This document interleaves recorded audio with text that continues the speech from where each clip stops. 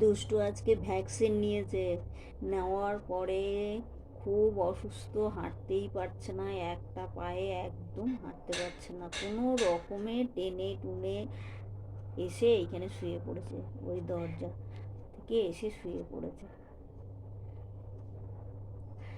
বাইরে বসেই ওখানে গেছে, ওখানেই খাওয়ালাম, খাওয়ার জায়গাও যেতে পারছে না, দুটো বড় বড় ইঞ্জেকশন দেওয়া হয়েছে। কি বললো, জ্বর টর হলো নাকি কি বুঝতে পারছি না,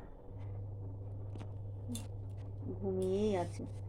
আমি আবার একটা ঢাকা দিয়ে দিলাম, পাপোশের উপরে শুয়েছে, জায়গায় তো যেতেই পারবে না, আমিও, আমাকেও ছুতে দেয় না, আমি যে ধরে নিয়ে যাব সেটাও নিতে দেবে না, ওইখানে শুয়ে আছে, আমিও পাশে আছি, ওই ঢেকে দিয়েছি,